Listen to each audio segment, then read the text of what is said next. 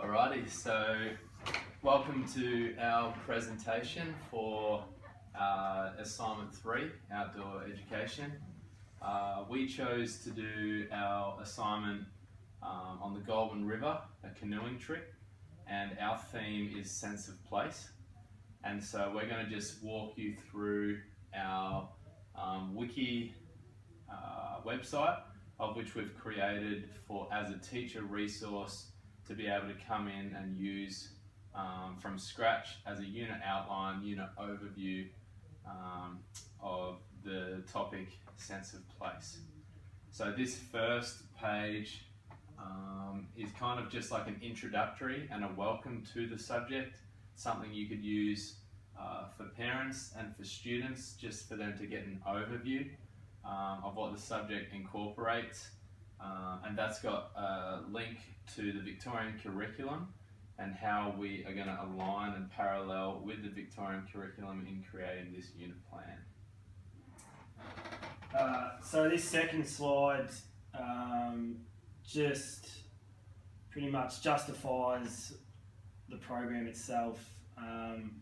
You'll see at the top there's quite an extensive rationale which talks about the focus area of sense of place and the meaning behind that and why we've chosen sense of place.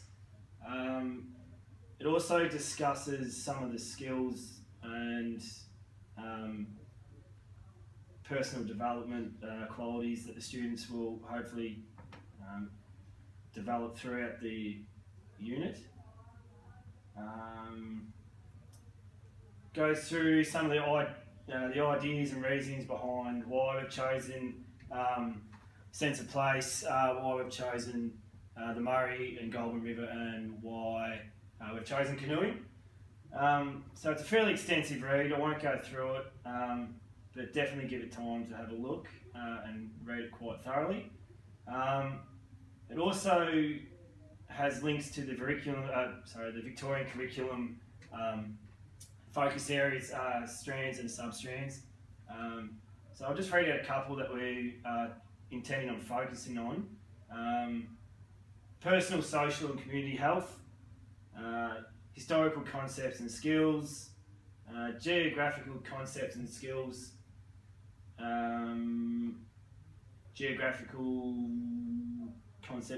environmental change and management, personal, social and community health, and that's it. And there will also be a link for Victorian curriculum strands that you can access later on. So also as a part of, I guess more so the research, I've actually found the POLT principles quite valuable, and these are basically a foundation from the Victorian curriculum website that kind of enhance the learning of the classroom, and they kind of attack different areas. Some of them have got to do with relationships between staff and students, while others are focused on proactive ways of assessment.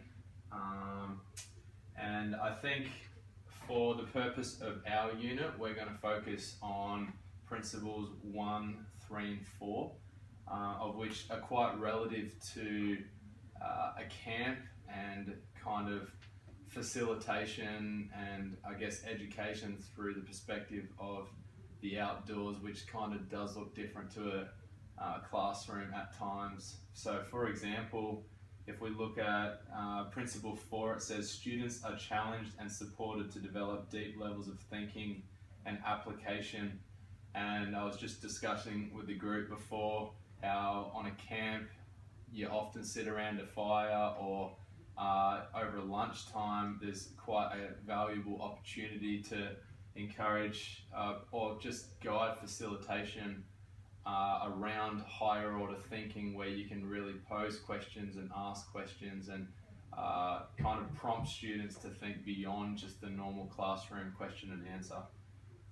If you go down, I've also included the E5 instructional model, and that is exactly what we were just talking about with higher order thinking. And so this kind of aligns with principle 4, and this is the process of pulling apart why we do what we do and really challenging students to think beyond just the normal question and answer.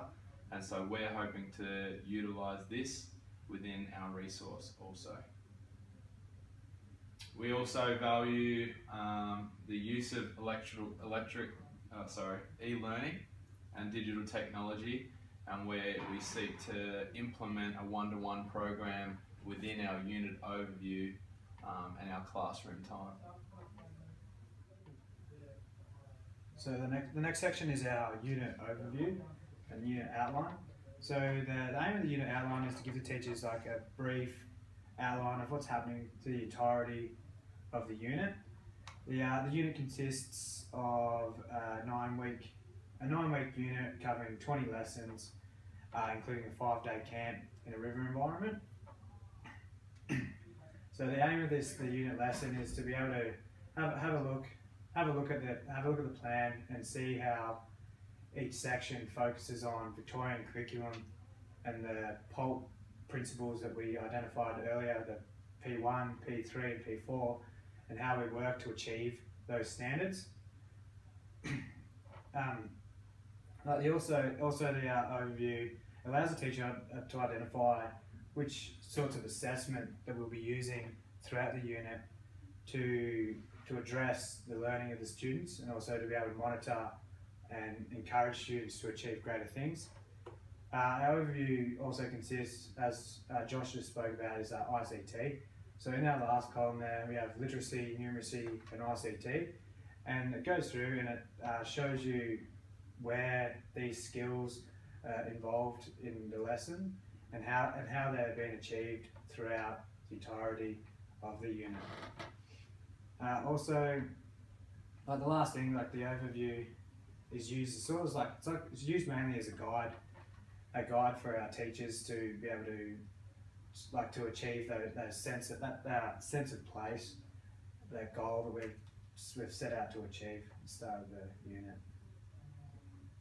Okay, so the camp is a 5-day, 4-night canoe trip along the Goulburn and Murray rivers, finishing in the town of Echuca. The camp's theme is a sense of place, and it will bring together all of what is being taught throughout the unit. So within the camp section, I have a trip overview, which consists of a brief description of what is to occur from day to day, including activities such as canoe skills, bird identification, plant identification, and Aboriginal history. Following this, there is a link to a detailed itinerary of the trip, which includes a table of the time of each activity, its location, grid reference, and each role of the leaders.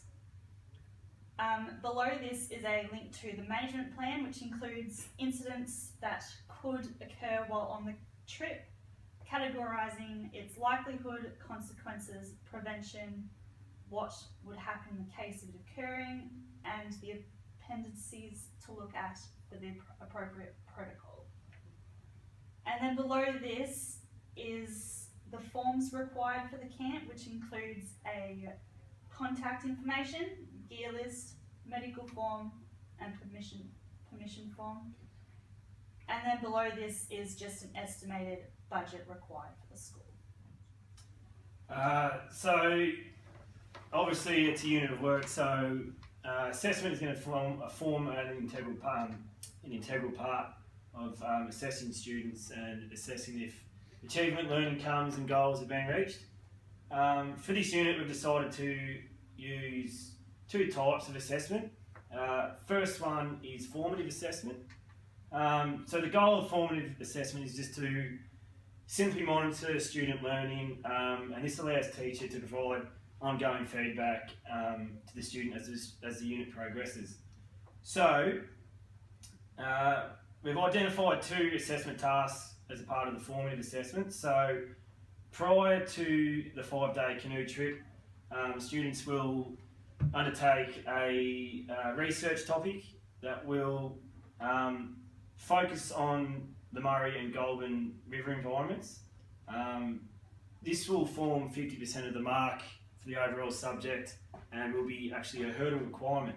So if they don't pass this assessment, then they're not allowed to attend the trip.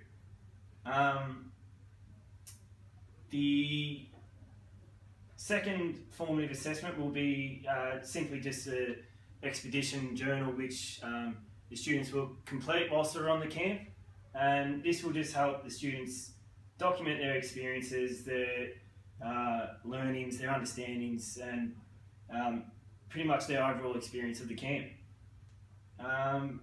Once they get back, there'll be a revision period, and then a summative assessment will take place, which summative assessments aim to evaluate students' learning and overall understanding of the unit itself. So this will be just done by a end of unit exam. It's worth 60 marks, so it's a fair chunk of the assessment, but that's the idea of a summative assessment, is to really check and see if the students have understand all of the overall context. The idea of having an exam too will help them prepare for their VCE studies, and the pressures that might coincide with that. To conclude, there's obviously a simple link to references and an appendix, of which will have just additional resources that kind of contribute to the overall depth and understanding of our theme, sense of place, in accordance with the Victorian curriculum. So thanks for listening and have a good day.